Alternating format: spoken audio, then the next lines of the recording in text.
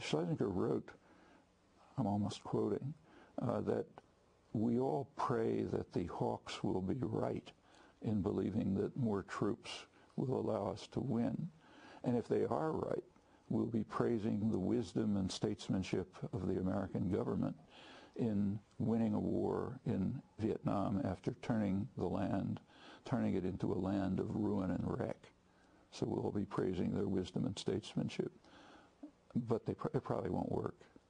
You can translate that into today's commentaries, which are called the Doves. On the other hand, greatly to his credit, when the bombing of Iraq started, Schlesinger took the strongest position of anyone I've seen in condemnation of it. First, it's so strong that it was almost never did appear in the press, but I haven't heard a word about it since. As the bombing began, he said, "This is a date which will live in infamy." And he recalled President Roosevelt's words at Pearl Harbor, a date that will live in infamy because the United States is following the path of the Japanese fascists. Pretty strong statement. And I think that sort of reflects a difference that you see in public attitudes too. Opposition to aggression is far higher than it was in the 60s. Howard Zinn, how did Vietnam end, the war end, and what are the parallels that you see today? Do you see parallels today? Well, I suppose if you believed that Henry Kissinger deserved the Nobel Prize, you would think that the war ended because Henry Kissinger went to Paris and negotiated with the Vietnamese. But the war ended, I think, because finally, after that slow buildup of protest, I think the war ended because the protests in the United States reached a crescendo, which couldn't be ignored. And because the GIs coming home were turning against the war, and because soldiers in the field were, well, they were throwing grenades under the officers' tents, you know, the fragging phenomenon. I mean, there's a book called Soldiers in Revolt by a man named David Courtwright, and he details how much dissidence there was, how much opposition to the war there was among the soldiers in Vietnam, and how this was manifested in their behavior, and desertions, a huge number of desertions, and essentially the government of the United States found it impossible to continue the war. The ROTC chapters were closing down. In some ways, it's similar to a situation now where the government in Iraq, our government is finding that we don't have enough soldiers to fight the war. So they're sending them back again and again. And where the recruiting sergeants here in the United States are going to enormous lengths, you know, lying to young people about what will await them or what benefits they will get. The government is desperate to maintain the military force today in Iraq. And I think in Vietnam, this dissidence among the military and this inability to really carry on the war militarily was a crucial factor. Of course, along with the fact that we simply could not defeat the Vietnamese resistance.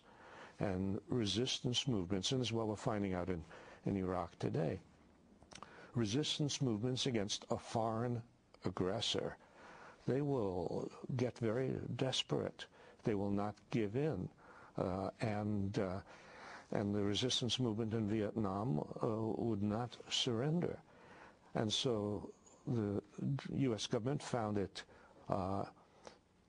obviously impossible to win without, yes, dropping nuclear bombs, destroying the country, and making it clear to the world that the United States was an outlaw nation, and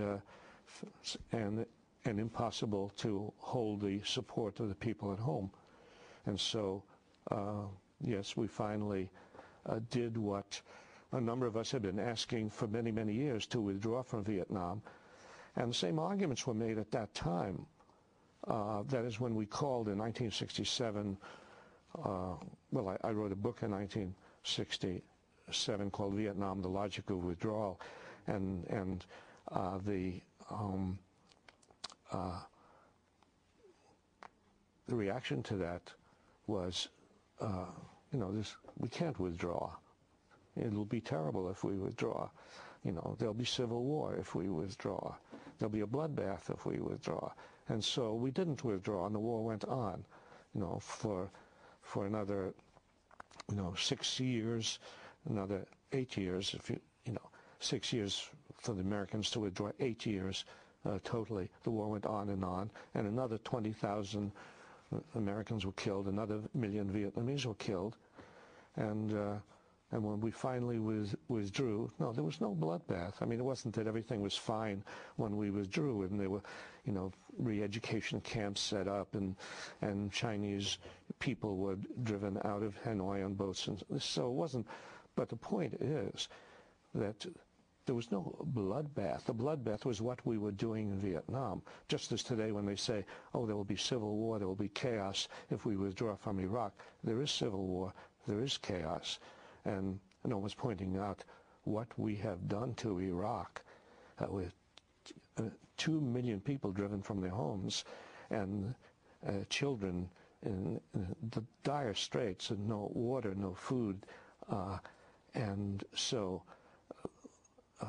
the remembrance of Vietnam is important if we are going to make it clear that we must withdraw from Iraq and find another way, not for the United States, for some international group, preferably a group composed mostly of representatives of Arab nations, to come into Iraq and help mediate whatever strife there is among the various factions in Iraq. But certainly the absolute necessary first step in Iraq now is what we should have done in Vietnam in 1967, and that is simply get out as fast as ships and planes can carry us out.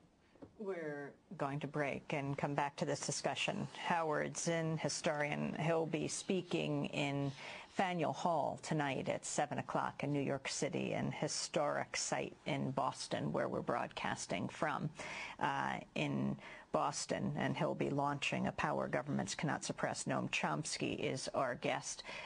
We'll be back with him as well. His book, latest book, is Failed States. Stay with us. Rulers of the nations, as you fuss and fight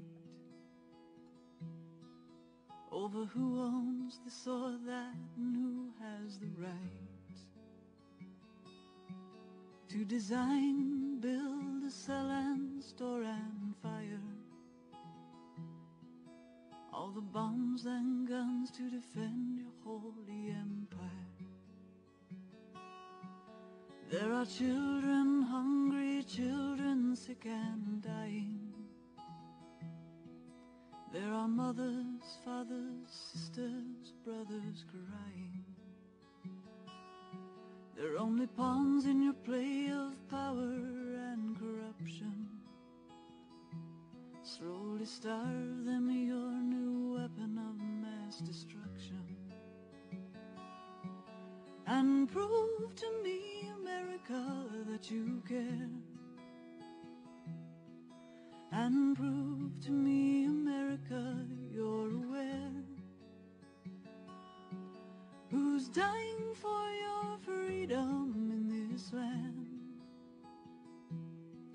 Who pays the cost for the liberties you demand? Sarah Thompson.